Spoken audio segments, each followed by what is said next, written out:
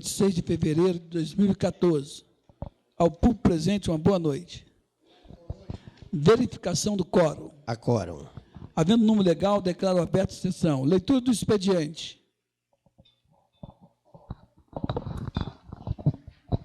Requerimento 26. O vereador Jackson Pereira comunica a Vossa Excelência que seu partido PR, Partido da República, resolveu coligar-se ao bloco parlamentar DEM, PCdoB, PMN, PP, PSB, PSDB, PTB, no corrente período legislativo, pelo que requer seja efetuado competente registro. Assino o vereador. Requerimento 27. O vereador signatário, no uso de suas prerrogativas parlamentares, requer seja requisitado do senhor prefeito de Piúma a seguinte informação. Com relação às creches municipais, o vereador signatário vem recebendo queixas de mães que alegam não poder colocar seus filhos naquelas instituições sob a alegação de que não há mais vagas. Pergunta-se: A. Quantas creches públicas tem o município? Relacioná-las, informando inclusive a quantidade de vagas preenchidas e a preencher. B. No caso de falta de vagas, quando a Prefeitura corrigirá tal fato, tendo em vista a obrigatoriedade incerta na Lei Orgânica do Município de Piúma, artigo 176, parágrafo 1º, inciso 3. Assino o vereador Giovanni Bidim. Projeto de lei de resolução número 17. Altera os artigos 76 e 77 do Regimento Interno da Câmara Municipal de Piúma. Projeto de lei número 18. Extingue cargos no núcleo técnico administrativo da Câmara Municipal de Piúma. Terminou o expediente, senhor presidente.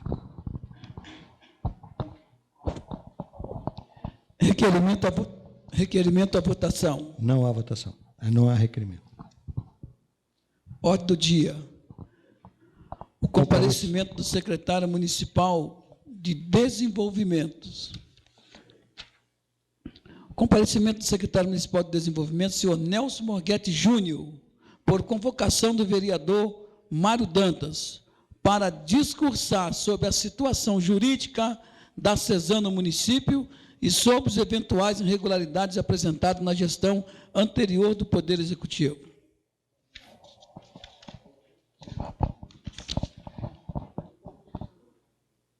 Convidar o secretário a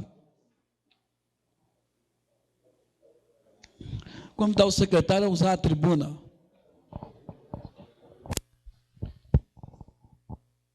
Excelentíssimo senhor presidente da Câmara Municipal de Piúma, vereador Joel Alves. Excelentíssimo... Pode deixar aceso por enquanto, Oswaldo? Pode deixar... Bom. Por enquanto, é. Excelentíssimo senhor César Bassul, vereador do meu partido, a quem me honra nesse Poder Legislativo e a quem também me sucedeu. Excelentíssimo senhor Mário Dantas, vereador Isaías Dantas, excelentíssimo senhor, eu conheço como Pretinho, me desculpa, excelentíssimo senhor Edu, excelentíssima senhora Marta Scherri, excelentíssimo senhor Dr. Gustavo, excelentíssimo senhor Jackson, vereadores deste Poder Legislativo, a quem eu saúdo e desejo uma boa noite, a dona Pimenta e ao meu amigo Gerval, e ao meu amigo Anderson, a quem eu desejo uma boa noite para todos os presentes. Eu gostaria, senhor presidente, primeiramente de agradecer o convite do nobre vereador Mário Dantas, a quem me honrou, mas, se Vossa Excelência permitir, eu gostaria de quebrar o protocolo e, pedindo já desculpa aos nobres vereadores, eu gostaria de pedir, se for da complacência de Vossa Excelência, 1 minuto de silêncio para a saudosa mãe do nosso vereador Heraldinho, dona Didi, a quem eu gostaria de fazer essa honra, se Vossas Excelências permitirem. 1 minuto de silêncio, então.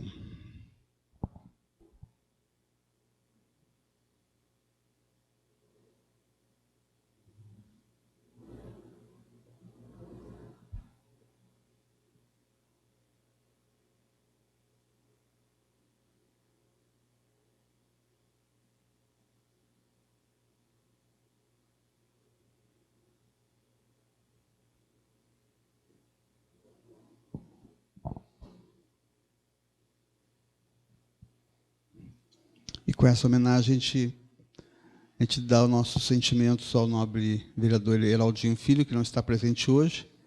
Então, a gente cumprimenta ele com pesar. e a ausência do nobre vereador Giovanni, né? A gente também sente a ausência, a quem eu também gostaria de agradecer por ter falado da nossa secretaria semana passada e, com a postura do vereador, nos ajudou também a trazer uma prestação de conta com relação à nossa secretaria. Senhor presidente, fugindo um pouco da convocação, como eu acabei de falar, o nobre vereador Giovanni puxou um pouco sobre minha secretaria. Se Vossa Excelência permitir, eu gostaria de perder uns 15 minutinhos para falar sobre a secretaria. Eu fiz, inclusive, uma apresentação. Agradeço a Vossa Excelência.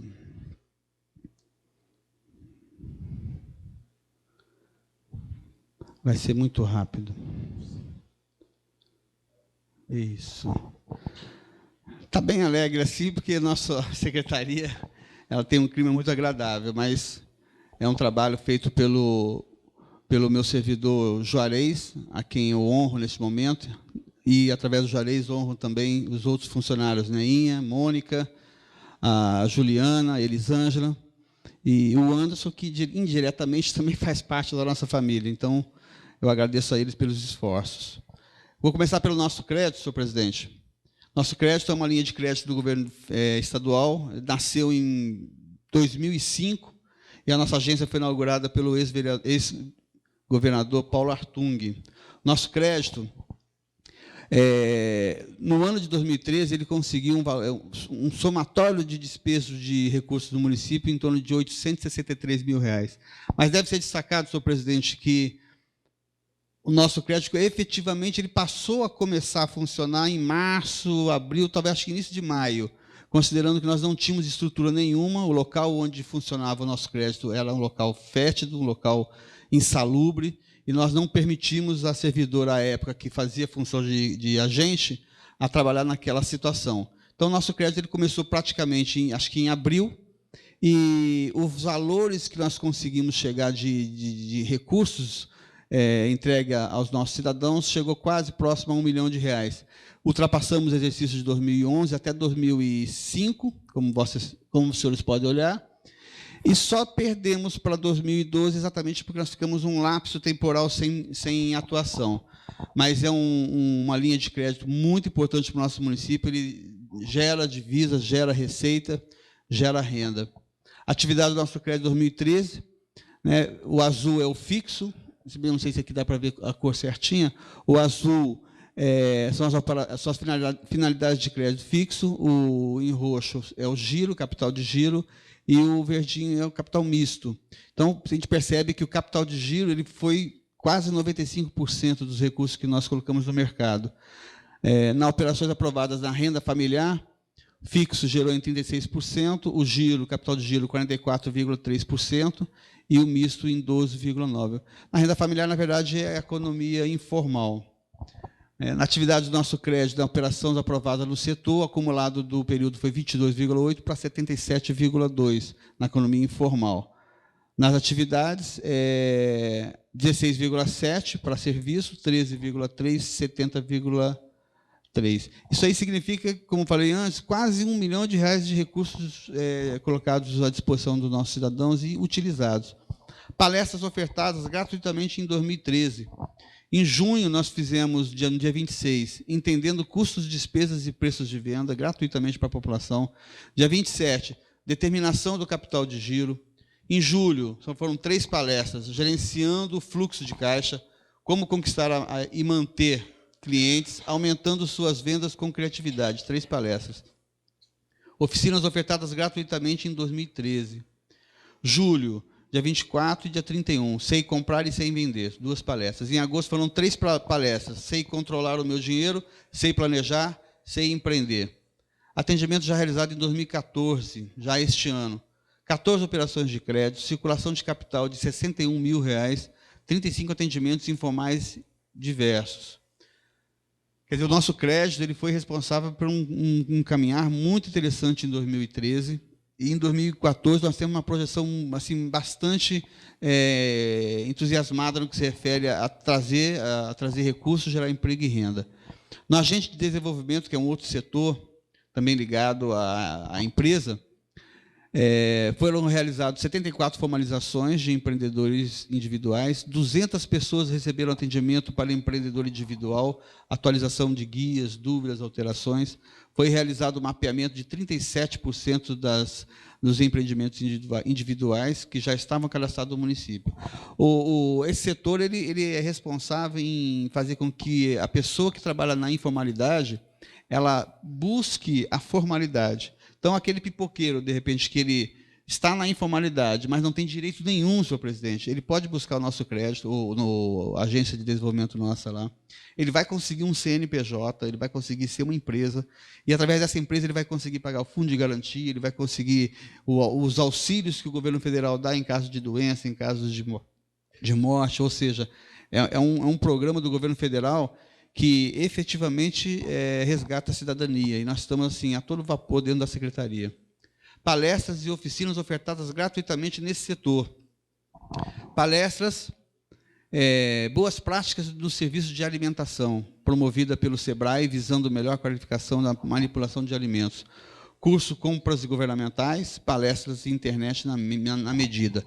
O curso Compras Governamentais, senhor presidente, é muito importante porque ele faz com que as pessoas, empreendedoras do município, elas possam perceber que elas têm condições de participar, por exemplo, de licitações. De repente, a cooperativa que acaba se formando aqui, ela pode, de repente, desenvolver um trabalho em conjunto para participar de licitação e começar a fornecer para os órgãos públicos. Isso é legal.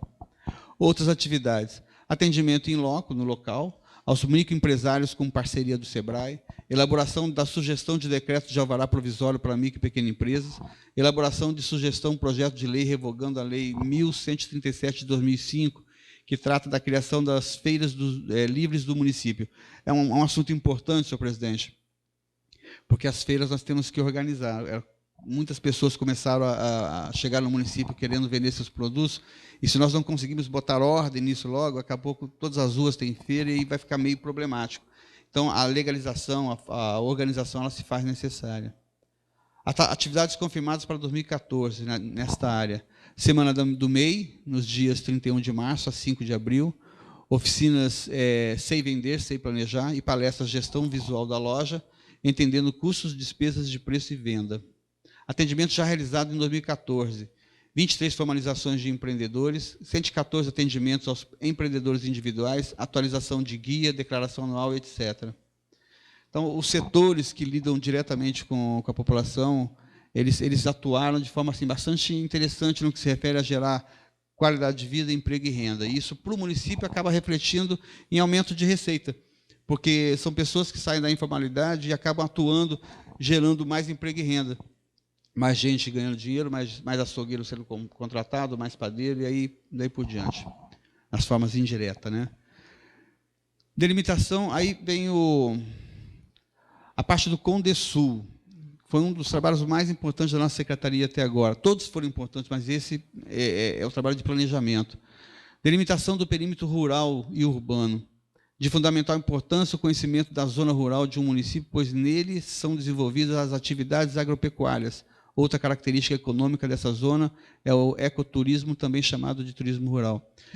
Na questão rural, senhor presidente, nós estamos fazendo uma parceria com o IFES, e nós vamos tentar fazer um trabalho de estudo técnico-científico para rever a questão do leito do rio, ver se a gente consegue corrigir o que era no passado um leito serpentinado, para ver se a gente consegue resgatar a situação produtora do nosso Vale do Orobó. No passado, o Vale do Orobó foi um dos maiores produtores de grãos do estado do Espírito Santo e hoje está resumido ao cantinho. Então, nós vamos tentar, com isso, fazer um trabalho nesse sentido também. Essa é uma atividade realizada de forma consciente e ecologicamente correta, que segue os princípios elementares do desenvolvimento sustentável. Aí vem a parte da diferenciação urbana e rural, cadastramento imobiliário e atualização dos nomes das ruas, fundamental para que os Correios possam entregar as correspondências em toda a área urbana do município. Em andamento, cadastramento de todos os lotes, com número de quadra, lote, proprietário e todas as informações pertinentes. É um trabalho muito dispendioso, muito difícil.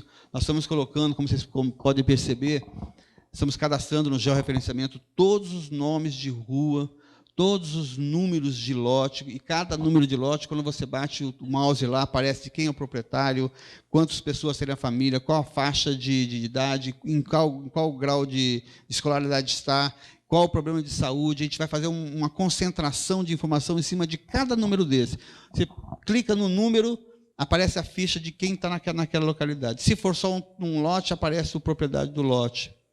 Aqui é o trabalho todo que já está sendo realizado. Nós fizemos praticamente o cadastro de toda a ilha de Piúma, no que se refere a mapear todos os nomes. Estamos agora na fase de inserir os dados dos proprietários.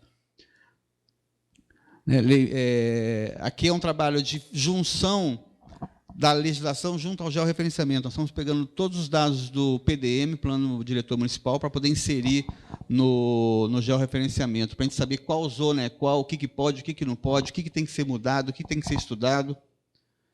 Cadastramento e recadastramento imobiliário em cadastro multifinalitário, que é o caso. Estudo de implantação de iluminação a LED. Proposta de lei com delimitação de bairros, onde será realizado consultas públicas para aprovação das comunidades, parceria com o IFES para estudo de impactos ambientais relacionados ao setor pesqueiro, mapeamento das áreas de preservação ambiental, atendimento da demanda das secretarias. Na verdade, a Secretaria de Desenvolvimento ela é responsável pela Secretaria de Saúde, pela Educação, pela Obras, pelo Meio Ambiente. O desenvolvimento ele está em todos os setores, então nós somos responsáveis por todos os setores. E aí, de vez em quando, a gente mete o bedelho numa função e outra. O que está em amarelo, nós já fizemos a inserção dos dados, são todos os postes de iluminação pública existentes no município. O que está em vermelho foi toda uma linha, um emaranhado, uma rede de iluminação que nós estamos trabalhando, estamos na fase de montar o instrumento jurídico, a vinda de iluminação a LED. Com a iluminação a LED, nós vamos ter uma economia de quase 80% da iluminação e vamos, consequentemente, trazer uma iluminação de muito melhor qualidade e, consequentemente, vai amenizar a questão da segurança pública. Porque com a iluminação a LED e mais claridade, a gente consegue fazer um visual diferenciado e, inclusive, dar condições de botar o vídeo monitoramento. Aí é uma extensão do que eu falei. O que está em vermelho é o que vai ser a LED, amarelo são os postes existentes, né? Nós vamos pegar do bairro Portinho, Santa Rita, até a Igrejinha, a entrada do Céu Azul toda, vamos pegar a Isaías Scherrer, vamos pegar a Rua Mimoso do Sul, vamos pegar até o IFES, do IFES até o hospital, vamos pegar a Beira Rio até a divisa com Itapemirim. Quer dizer, praticamente as artérias do município serão iluminadas com iluminação a LED. Aqui é um trabalho que tem que ser feito urgentemente, são a criação dos bairros. Nós não temos bairros formalizados em Piúma. E aí a grande dificuldade no que se refere a Correio, por exemplo. A partir do momento que a gente criou os bairros, nós já estamos cadastrando os imóveis, nós vamos numerar todos os imóveis de Piúma, ou seja, rua tal, número tal, casa tal, número tal. Quando fizermos isso, não tem mais desculpa do Correio não entregar as correspondências. O georreferenciamento, estudo de viabilidade de mudança no sentido de algumas ruas, nós estamos trabalhando mão contra mão. O Pró-Jovem, iniciados no final do ano passado, nós fizemos vários cursos, administração, arte, cultura, turismo e hospitalidade, beleza e estética, madeira. O Pró-Jovens ele trabalha com os jovens de 18 a 29 anos, não pode estar trabalhando, dá uma bolsa de R$600, dá o alimento, quer dizer, um trabalho muito interessante do governo federal. Curso de qualificação, esse é um ponto que é um dos pontos importantes também da Secretaria. Nós estamos, senhor presidente, atrasados praticamente 2 anos no que se refere à qualificação de mão de obra em comparação a Itapemirim e Marataízes, e Anchieta também. Então, essas qualificações que serão feitas este ano, eu estou tirando praticamente 50% ou mais da nossa receita da Secretaria para investir em qualificação de mão de obra. Então, uma parceria entre a nossa Secretaria e a Secretaria de Ação Social deve juntar aí quase R$800 mil só para investir em qualificação de mão de obra. A ordem da nossa Secretaria é fazer com que os nossos cidadãos excluídos sejam capacitados para que eles possam conseguir disputar o mercado do trabalho. Curso de guincho, caminhão muque, tudo de graça. Pá carregadeira, reto escavadeira, rolo compactador, empilhadeira, escavadeira hidráulica, soldador, vários tipos de solda, que pode ser utilizado nas plataformas, pode ser utilizado em qualquer lugar. Curso de pedreiro, NR, segurança em instalações e serviços em eletricidade, segurança e saúde no trabalho em espaços confinados, trabalho em altura, NR35. Enfim, senhor presidente, o nosso trabalho ele foi pouco, né? Nós precisamos de mais estrutura, mas nós não temos como falar mal do prefeito, não, porque ele nos ajudou muito e nos deu total liberdade. Mas é um trabalho árduo porque ele exige muito planejamento. Nós não temos como desenvolver um trabalho sério à moda irresponsabilidade. Então, nós temos que planejar, nós temos que estudar, nós temos que olhar para frente, nós temos que fazer um trabalho que realmente dê condições de avançar. A exemplo da gestão anterior, nós ficamos 7 anos de mandato para praticamente no último ano, nos 2 últimos anos, ter alguma coisa. Então, foram 5 anos parado o município, com quase 30 milhões na conta do banco. Isso foi uma covardia com a nossa população. Nós estamos no primeiro ano de mandato. Estamos planejando o município. Tem muitas realizações que já aconteceram no ano passado, e muita coisa já para acontecer esse ano. Isso é o sinônimo do planejamento, que é de fundamental importância. Agradecendo, senhor presidente, então, essa primeira parte.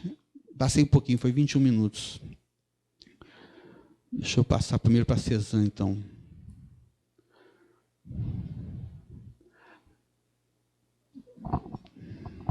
Senhor presidente, eu vou deixar para o senhor 3 volumes das investigações feitas pela nossa comissão.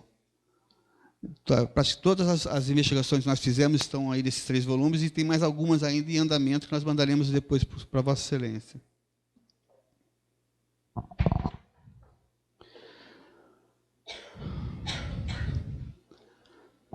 Este relatório, senhor presidente, é referente à Cezan. Num histórico muito breve, né, houve uma formalização do município com a empresa em 11/10/72. Esse contrato acabou tendo fim em 1997. E em 1997 já havia sido editada a Lei 8666, que ela é de 93. A Lei 8666, Lei das Licitações, ela obriga que os serviços públicos sejam, quando terceirizados, feitos através de licitações, assim como a Constituição Federal. Então, o ato que seguiu depois, em 2005, ele foi nulo de pleno direito. Mas a gente vai seguir um raciocínio. Através da Lei 1188, que estava falando em 2005, o Poder Legislativo, por provocação do Poder Executivo à época, autorizou o gestor a celebrar termo aditivo ao contrato de concessão firmado em 11/10/72. Na malfadada lei, foram incluídos no mesmo formato concessão de serviços de coleta, tratamento e disposição de esgoto sanitário, os quais não eram objeto da concessão anterior. Ou seja, a concessão da água tem que ser por lei, por licitação, e o valor cobrado da tarifa tem que ser por autorização legislativa. O Poder Executivo manda para cá e o Poder Legislativo é que fala, pode nesse valor, não pode. E, para contrariar ainda mais a legislação, além de eles fazerem uma prorrogação de 25 anos em cima de um ato nulo, eles colocam nessa lei a questão do esgoto também. Quer dizer, piorou mais ainda a situação. A concessão hoje existente no município fere o princípio da legalidade, moralidade, competitividade, publicidade, dentre outros, conforme os dispositivos abaixo. Constituição Federal de 88, artigo 175. Incumbe ao poder público, na forma da lei, diretamente ou sob regime de concessão ou permissão. Concessão ou permissão. Sempre através de licitação. Está lá. É um artigo constitucional, senhor presidente. Não tem como qualquer outra lei abaixo dela falar o contrário. Sempre através de licitação, uma prestação de serviços públicos. A Lei 8.987, que é a lei que fala sobre concessão e permissão de prestação de serviços públicos. Artigo 1º. As concessões de serviços públicos e de obras públicas e as permissões de serviços públicos reger-se-ão pelos termos do artigo 175 da Constituição. Está lá. A concessão tem que reger em cima do artigo 175, que é a base de toda a concessão. Por esta lei, pelas normas legais pertinentes e pelas cláusulas dos indispensáveis contratos. A Lei Orgânica de Piúma, senhor presidente, nossa Carta Maior, também demonstra a ilegalidade da concessão dada para a Cezan sem licitação, o que torna o ato nulo de pleno direito, como já era pela outra lei. Artigo 7 da nossa Lei Orgânica. Compete privativamente ao município legislar sobre assuntos de interesse local. Ponto. Não tem como a CESAM chegar para a gente e falar: a Agência Estadual de Saneamento regrou toda a tarifa de água, de esgoto, e nós temos que engolir isso daí. Não pode, não pode, a não ser que haja uma concessão do município, e para haver essa concessão do município tem que ter base jurídica, e não tem base jurídica. Legislar sobre assunto de interesse social. Organizar e prestar diretamente ou sob regime de concessão ou permissão, entre outros, os seguintes serviços. Isso é da nossa lei orgânica. Abastecimento de água e esgoto sanitários. Fixar tarifas de serviços públicos, inclusive do serviço de táxi. Artigo 26 da nossa lei orgânica. O município organizará e prestará diretamente ou sob o regime de concessão ou permissão os serviços públicos de sua competência. Tudo direcionado a esse serviço de água. Também. Parágrafo 3º.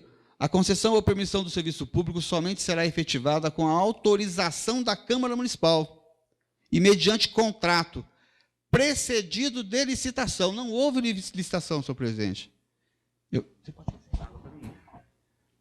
Precedida de licitação. Ah, tá, obrigado. Parágrafo 4º.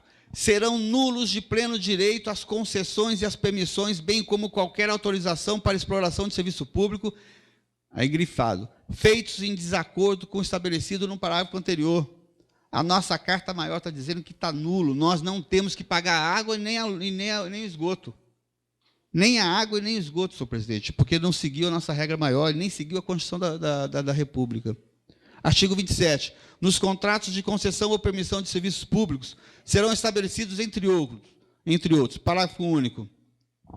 Na concessão ou permissão de serviços públicos, o município reprimirá qualquer forma de abuso do poder econômico, principalmente as que se revelarem manifestamente insatisfatórias para o atendimento aos usuários.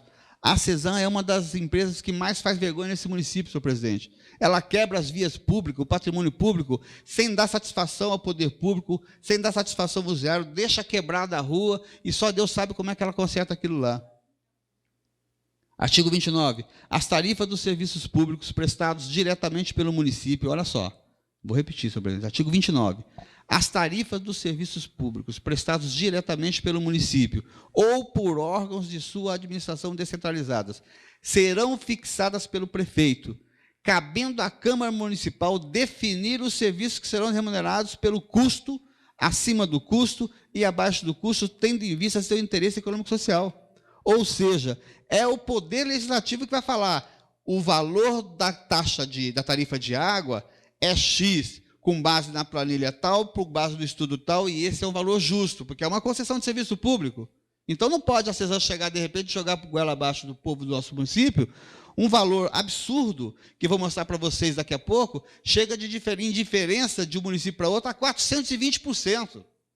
420%, senhor presidente, de diferença entre a nossa tarifa e a de Conha, por exemplo. Destaques a brilhante petição do Dr. Marco Antônio Rodrigues Diniz, hoje diretor-geral do Poder Legislativo, nos autos da ação originária desta comarca, proposta pelo PROCON contra a CESAM e o município.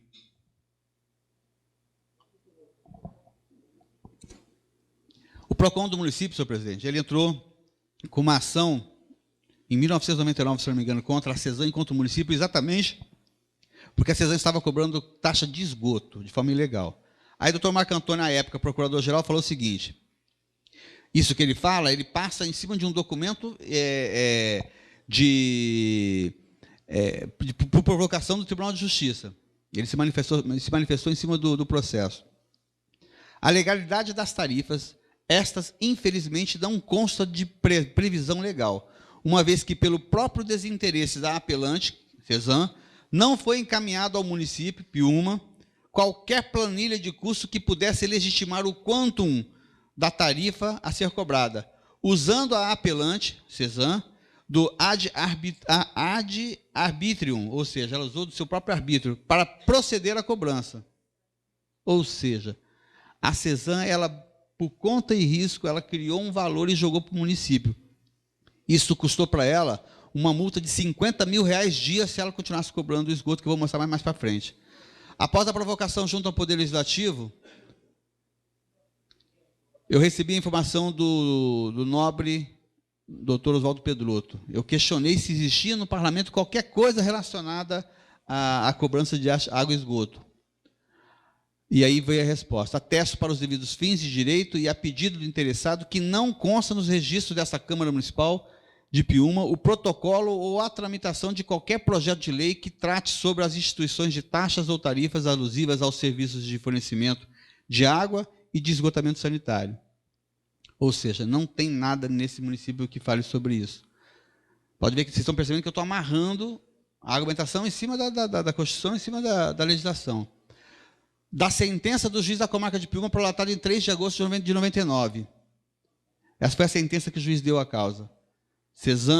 PROCON contra a CESAM e o município, pela cobrança de esgoto.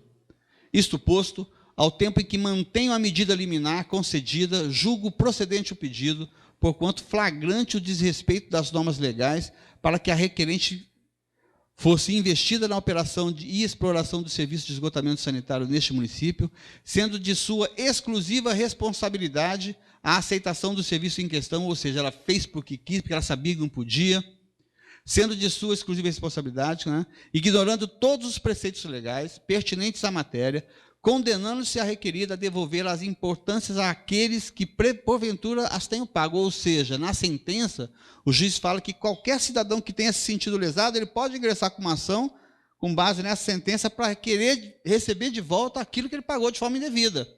Assim como qualquer cidadão hoje, senhor presidente, pode entrar com uma ação na justiça para requerer, dos últimos 5 anos, tudo o que pagou de esgoto, com base nessa sentença.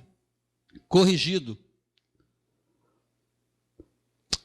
Devolver a importância àqueles que porventura tenham pago, o que se fará em liquidação de sentença, persistindo o desiderato da cobrança ilegal de taxas ou tarifas a esse título, fixo a pena de multa diária no valor de R$50 mil. Foi a sentença. Na decisão do Tribunal de Justiça, num grau de recurso, em síntese, o tribunal ele reitera toda a sentença do juiz de nossa comarca e mantém a multa diária de R$50 mil. Aí vem com relação à multa. No entendimento desse secretário, a má-fé da empresa configura descumprimento à determinação de sentença prolatada em instância de piso e mantida em grau de recurso, onde deve cumprir com a multa de R$50 mil por dia de cobrança ilegal de referida taxa de esgoto, a qual não só a sociedade, mas também a própria administração pública está sendo obrigada a suportar. Na lei, senhor presidente, que foi votada em 2005, ela criou um período de vacância, um período que a lei teria que ficar inerte no que se refere a esgoto, que seria, se não me engano, 2 anos, ou seja, acho que 2 anos, foi final de 2005, então início de 2008. Início de 2008 é que efetivamente começou a ser cobrada a tarifa de esgoto. Nesse sentido, aí vem o nosso entendimento com relação à multa. Nesse sentido, levando-se em conta que, desde a edição da lei até o dia de hoje, terem se passados aproximadamente 2.224 dias, 1 de 1 de 2008 a 19 de fevereiro de 2014, foi quando eu acabei, há um valor de multa diária de R$50 mil pela cobrança ilegal, temos que a empresa deve ao referido Fundo de Defesa ao Consumidor o equivalente a R$116.146.176. Valor este a ser executado com base na ação impetrada pelo PROCON através dos autos do processo número 062, aí vai. Esse valor tem que ser corrigido.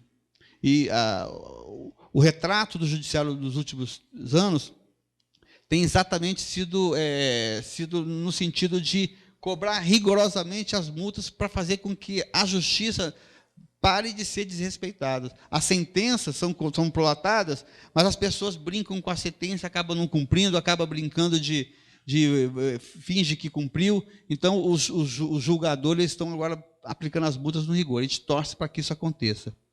Aí eu trouxe como exemplo a tarifa de Iconha com a de Piúma, em comparação. A tarifa residencial de Iconha, para 15 metros cúbicos, é R$ 1,21.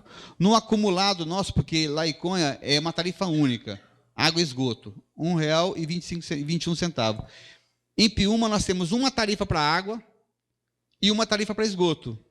O acumulado de água e esgoto para 15 metros cúbicos chega a R$ 5,04. Ou seja, a diferença da água paga pelo cidadão de Iconha para o município de Piúma é de 420% a menor do que o nosso.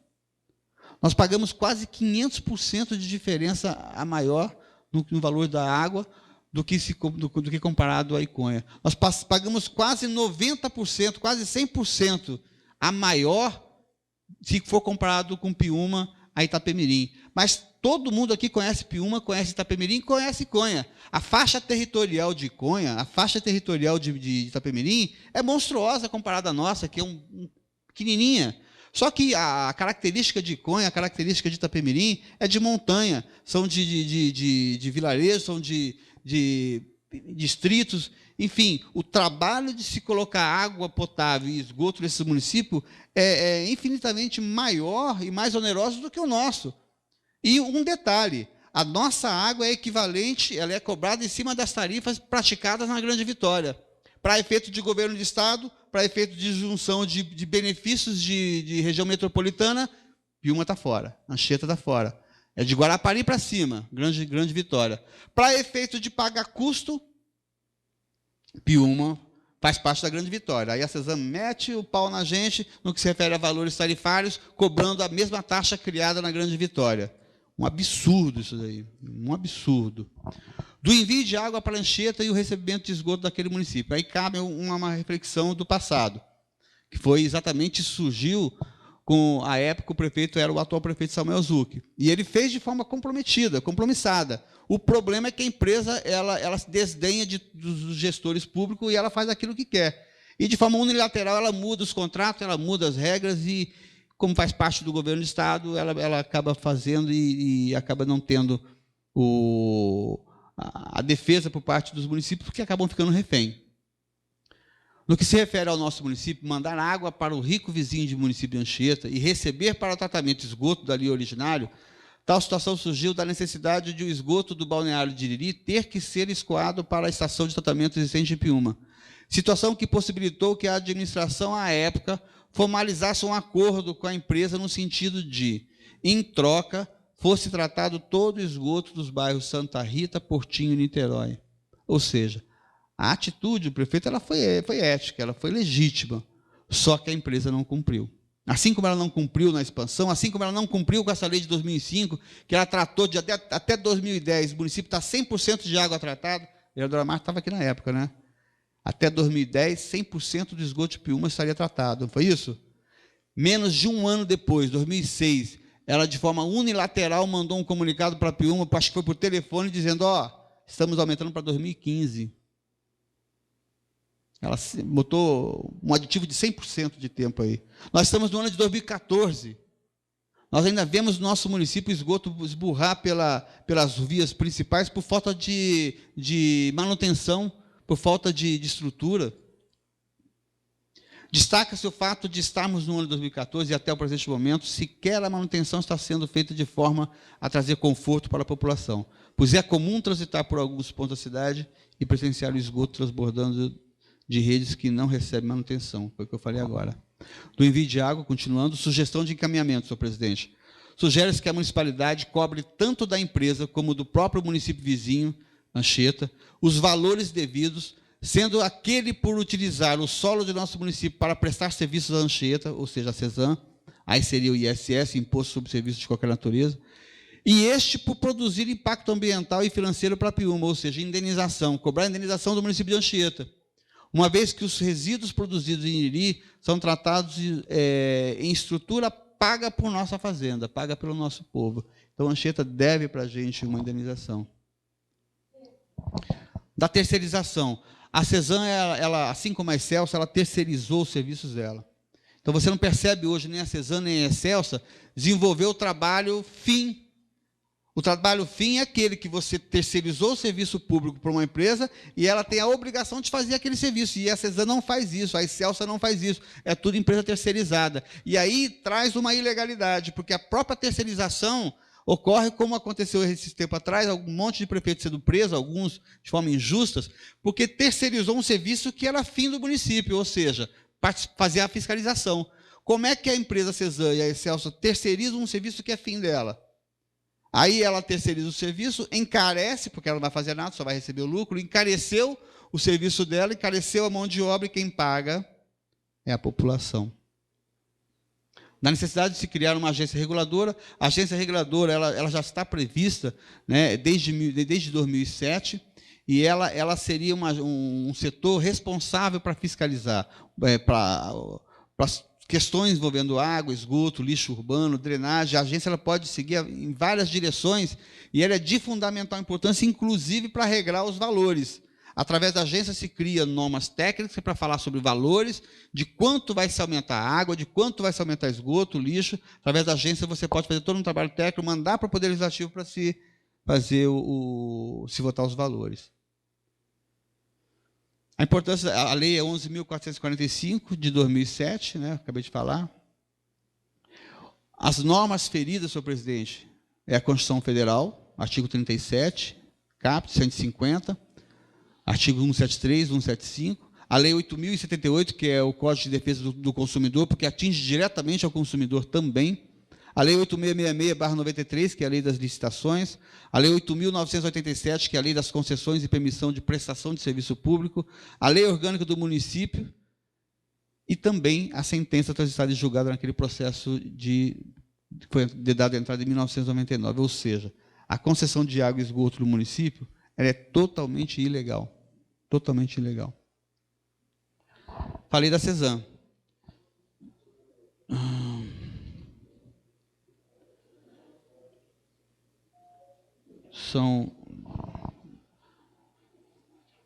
Agora, senhor presidente, eu vou falar sobre as prestações, as investigações. Senhor presidente, eu tenho 4 processos colocados aqui, mas se o senhor achar que está cansativo, eu falo 2, 1 ou 2, mas no processo aí são todos eles, tá, Giovanni?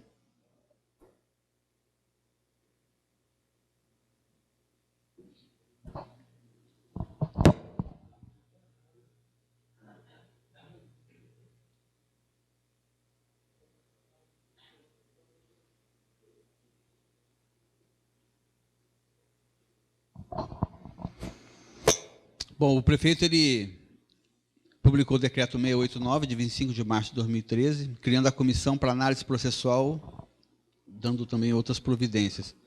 Fazem parte da comissão eu, a Mônica, a servidora Mônica, o Juarez, isso hoje, né? O doutor José Maurício, que é um engenheiro, o Anderson, também faz parte da nossa equipe, e a Nilzete.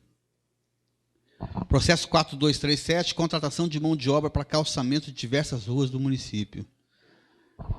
Isso foi pesado. A empresa contratada, construtora e conservadora Monte H.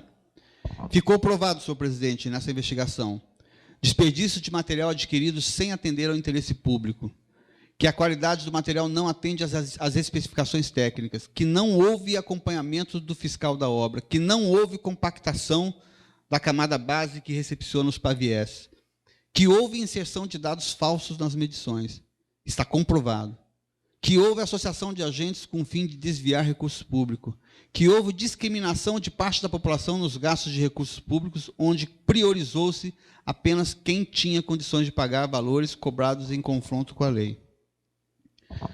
Densidade de paviés. Nós fizemos um encaminhamento para a UFES, para falar sobre a densidade de paviés.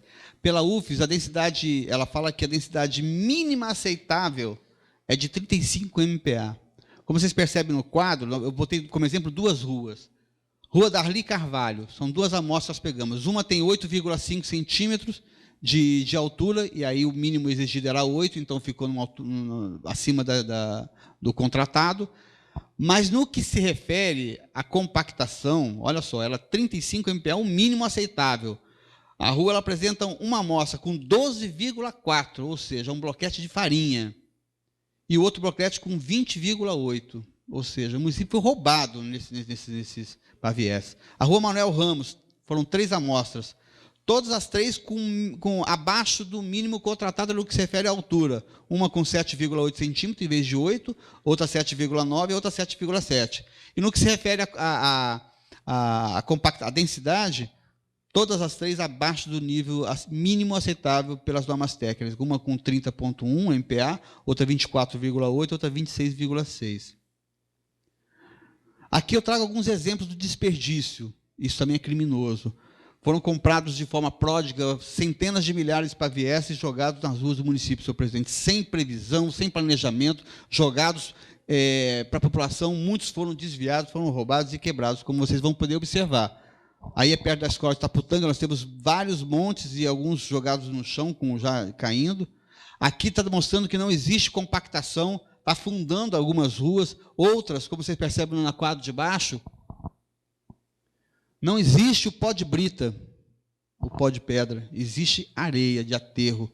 Também é criminoso, porque o que foi contratado foi 10 centímetros de pó de brita compactado, ou seja, teria que ter passado o caminhão compactador também, e não houve isso, tanto é que as ruas estão afundando. Aqui, vocês percebem, existe uma queda na foto de cima, e na foto de baixo já uma parte do calçamento afundando e a outra mais alta. Aqui, o absurdo deles terem feito só metade da pista. Nas duas fotos, vocês percebem que foi metade da pista. Eles tiveram a cara de pau, senhor presidente, de botar um pedacinho no meio da pista e parar por ali.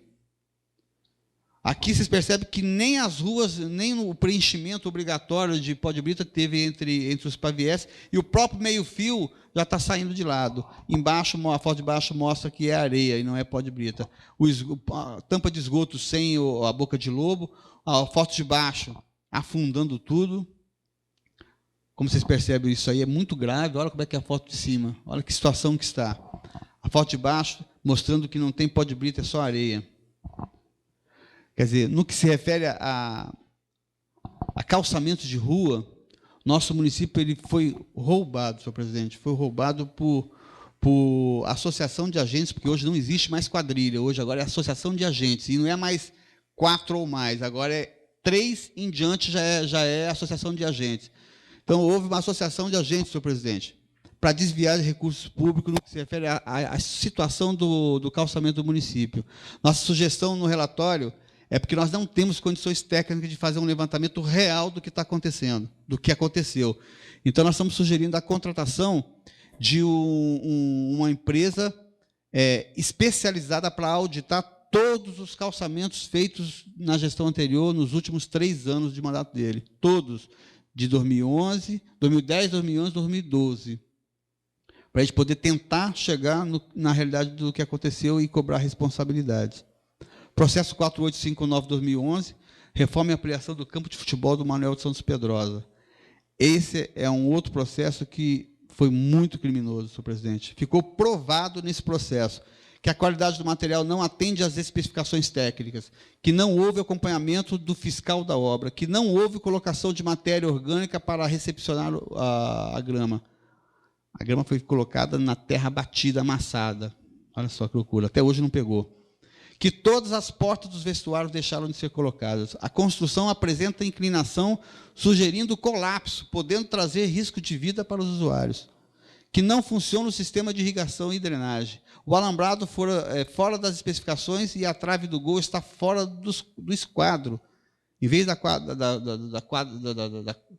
trave estar certinha, na linha, ela está assim. O lado de lá está para dentro. Que não funciona o sistema de irrigação, o alambrado tal, que houve inserção de dados falsos nas medições, que houve associação de agentes com o fim de desviar recursos públicos.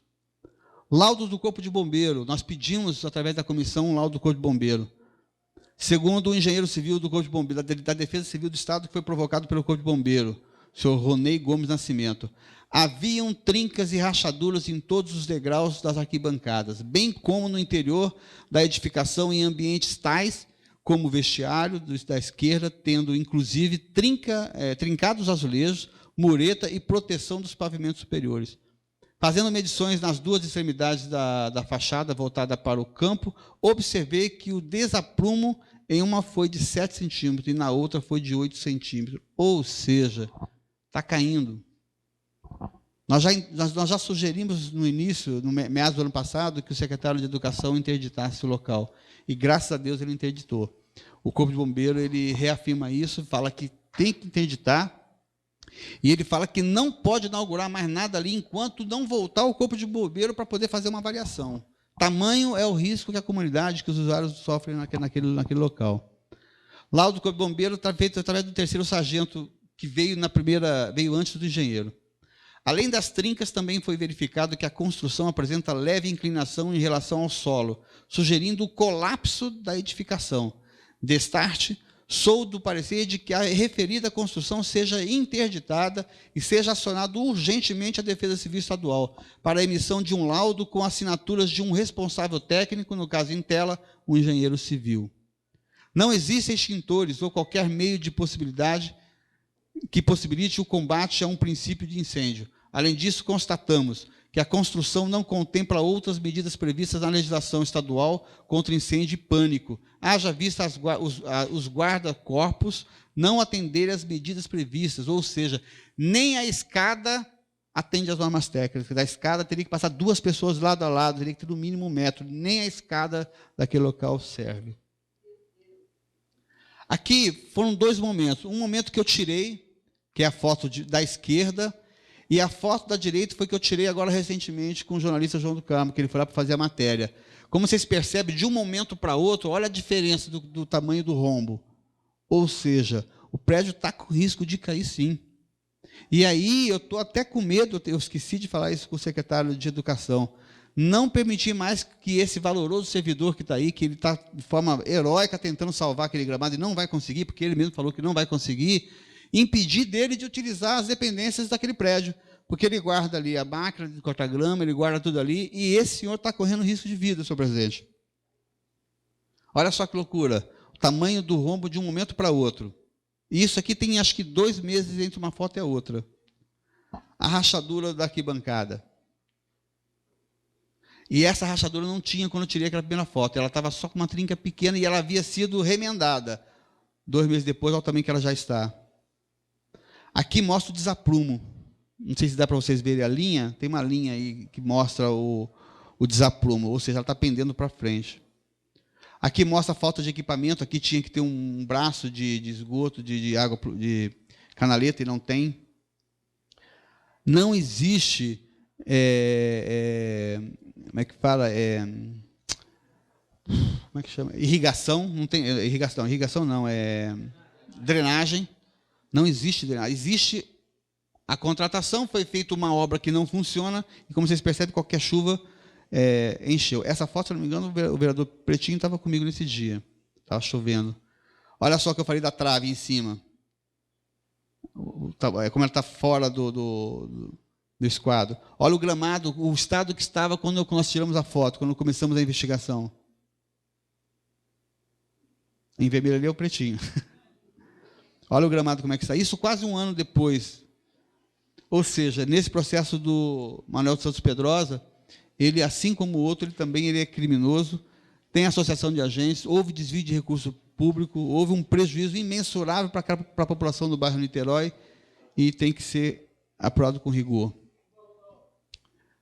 800 e poucos mil reais do início ao final, e com um detalhe, foi dado aditivo, 2 aditivos, um de 130 e poucos mil reais e um outro aditivo de 50 e poucos mil reais. A empresa, o cidadão, sequer cumpriu o que estava no contrato. E teve a cara de pau de entrar com 2 pedidos de aditivo, e mais cara de pau ainda foi o ex-prefeito e a ex-secretária de Educação que deram o aditivo. E também o fiscal da obra.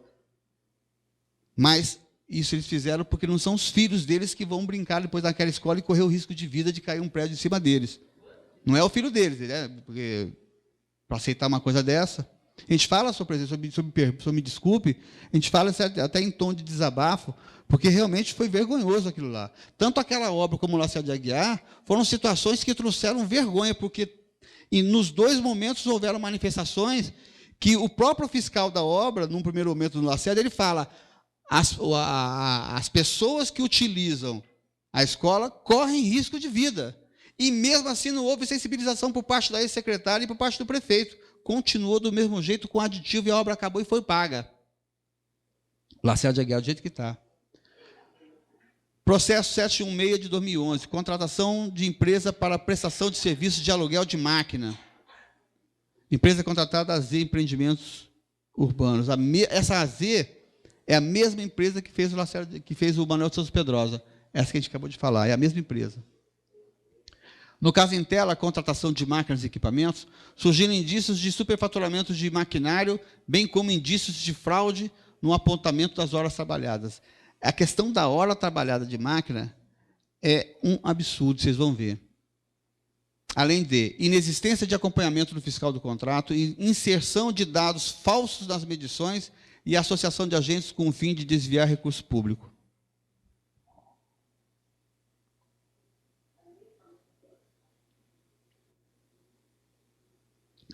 Eu trouxe uma tabela que existe nas medições que eles colocam no processo para receber. É só parte dela. Essa tabela vai do mês todo, dia 1 de junho até dia 30 ou 31 de junho. Então, eu trouxe só a primeira parte para vocês verem como é que é a tabela que eles falam para justificar a hora extra. Ela tem lá nos campos dia e mês, 1 de junho de 2012, a hora e o início e fim do que ela começou a trabalhar, 775 mais 787, aí é uma fórmula deles lá. 775 para 787 dá um total de 9 horas, e no total do mês chegou a 89. Ou seja, é uma tabela que não fala quem pediu, não fala aonde foi feito, qual a rua, não demonstra nada. Ou seja, para inglês ver. No que se refere aos apontamentos das horas de máquina, não existe no processo qualquer foto ou mesmo nome de ruas que receberam o serviço, sendo comprovado o serviço apenas com uma tabela que efetivamente não pode comprovar nada, que é isso que vocês estão vendo aí. No processo foram... Olha só que loucura, senhor presidente. E esse é um dado importante. No processo foram cobradas 975 horas extras. Não estou falando das horas de máquina, não. 975 horas extras trabalhadas após as 17 horas, sendo muitas delas nos finais de semana, totalizando o equivalente a mais de 4 meses de horas de maquinário, horas extras, trazendo indícios de fraude nos apontamentos. Vocês percebem esse dado? Mais de 4 meses de hora extra num contrato? De hora secretário, extra? Um minuto. E ao público presente, eu vou ter que sair da sessão, vou passar a presidência para o vereador César, porque tem uma paciente lá em Anchieta que está na situação lá um pouco grave e mandaram me chamar. O colega lá está precisando. Fique à vontade, senhor presidente. Eu agradeço. Vou ter que, tá? Obrigadão.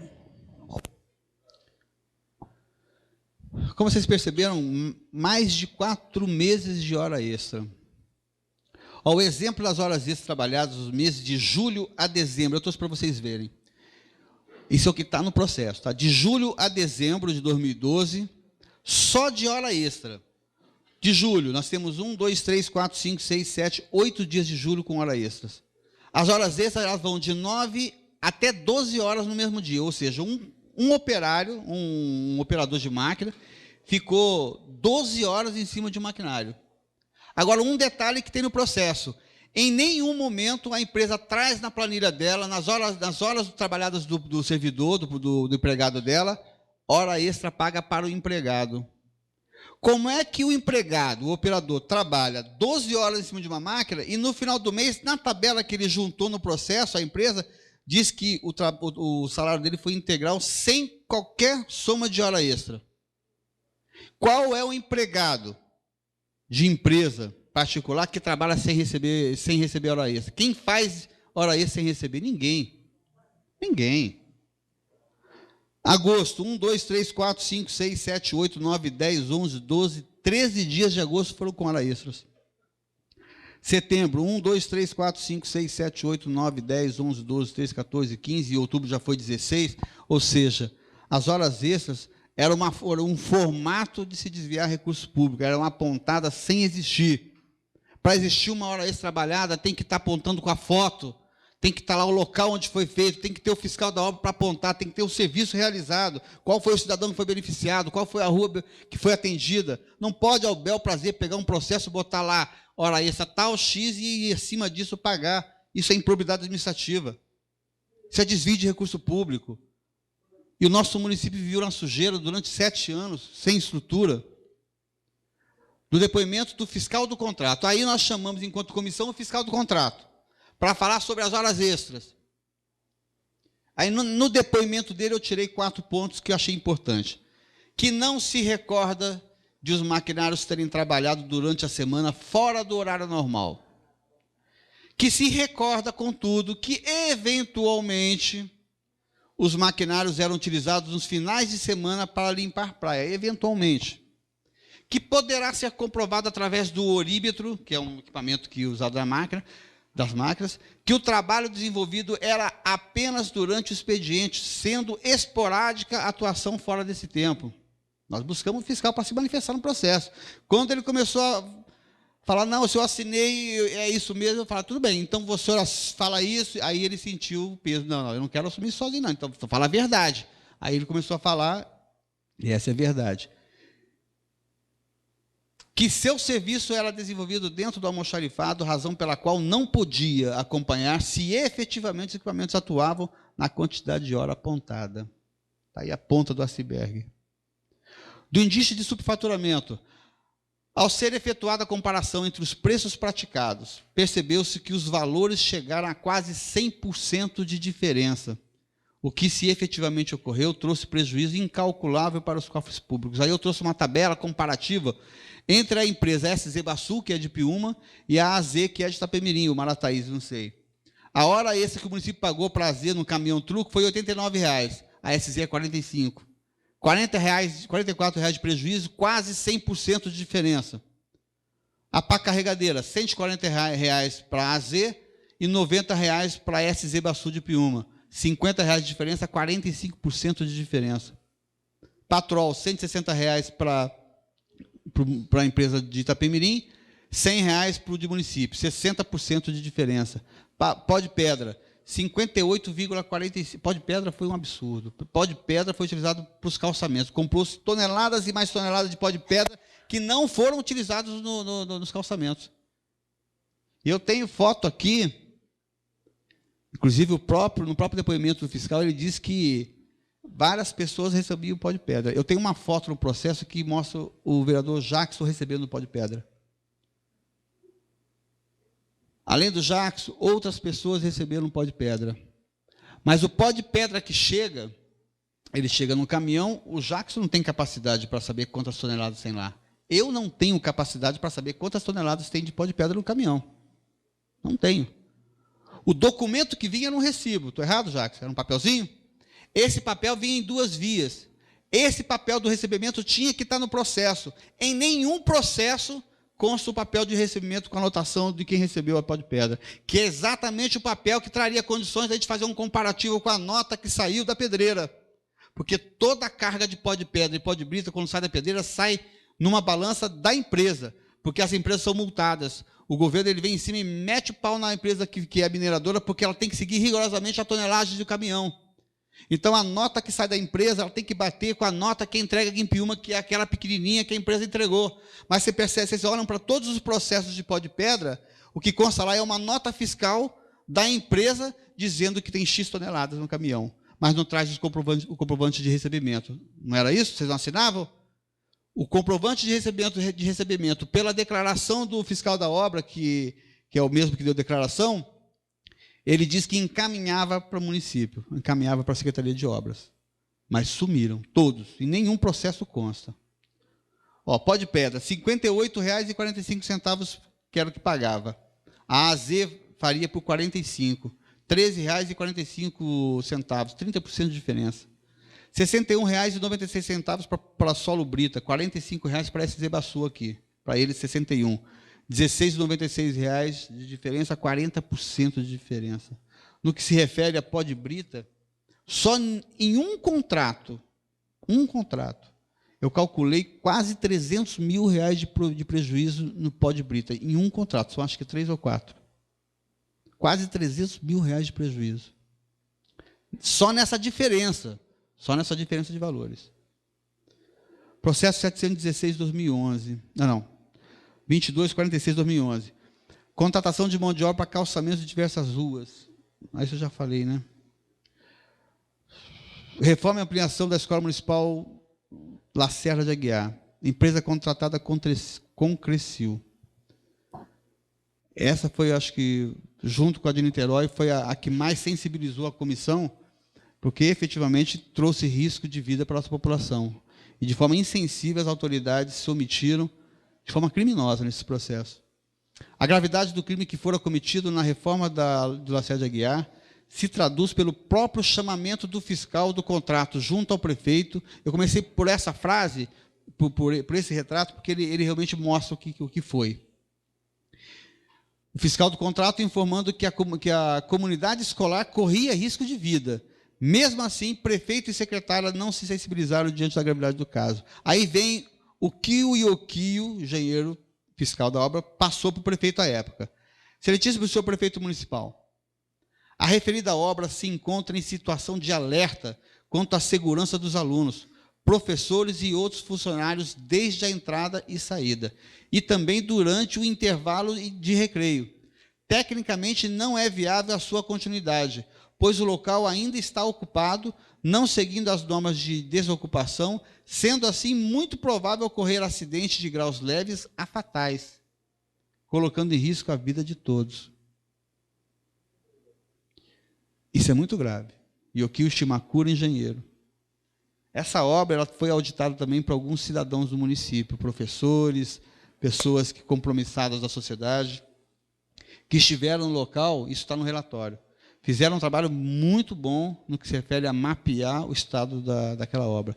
Nós montamos uma situação de investigação pela Câmara, mas eles esperaram eu viajar para o Paraná, porque a mãe estava passando mal, e nesse intervalo o prefeito chamou alguns vereadores da situação, foram lá visitar a obra e falaram que estava tudo bem. Tão responsável quanto foram aqueles vereadores que botaram em risco a nossa população, nossos meninos. Deve-se destacar também o brilhante parecer do procurador Davi Dalla Passos, prolatado em 3 de 1 de 2013, reportando-se a um pedido criminoso de reajuste de contrato. Eu fiz questão de colocar parte desse parecer, porque ele realmente é enfático. O próprio procurador, no parecer dele, demonstrou emoção. E ele fala assim: ab initio, destaco que a situação atual em que se encontra a reforma da escola é lamentável e inaceitável do ponto de vista do interesse público e da proteção ao erário. O laudo técnico de folha 5865 demonstra com precisão as diversas falhas cometidas pela contratada na execução do serviço e conclui pela sua paralisação durante o ano letivo de 2011, pois aquela situação colocava alunos e funcionários em risco. Tais falhas aparentemente não necessitam de pessoal técnico para serem dotados, conforme petição protocolada nessa prefeitura por membros da sociedade civil. Está lá o número 6899/2012, que foi o processo. Em que estes brilhantemente produziram um relatório apontando outros diversos problemas encontrados nesta obra, que se arrasta no tempo, tendo seu início ainda no ano de 2011. Não há, na visão deste procurador, possibilidade alguma de reajustamento de contrato sem que antes sejam sanadas todas as irregularidades constatadas na obra e trazidas aos autos por meio de laudo circunstanciado. Dessa forma, em não havendo por parte da contratada o cumprimento de avença celebrada com essa administração, opino pela rescisão unilateral do contrato por suas inexecuções parcial e aplicação cumulativa das penalidades previstas no contrato e na Lei 8666/93, ou seja, multa, suspensão do direito de contratar, declaração de inidoneidade e retenção da garantia ou caução dadas para a execução da obra, observados o contraditório e ampla defesa. Pagou-se tudo. O gestor anterior e as duas secretárias de educação, que uma sucedeu a outra, uma em 2011 e a outra em 2012, pagaram toda a empresa. Nosso município foi roubado descaradamente por pessoas inescrupulosas, agentes públicos e empresa. E é de questão sine qua non que nosso município tome atitude. Dos agentes e dos crimes que em tese foram cometidos. A comissão sugere, além da abertura de processo contra os agentes abaixo, que as investigações sejam remetidas ao Ministério Público Estadual por força do artigo 102 da Lei de Licitações, ou seja, o artigo 102 da Lei de Licitações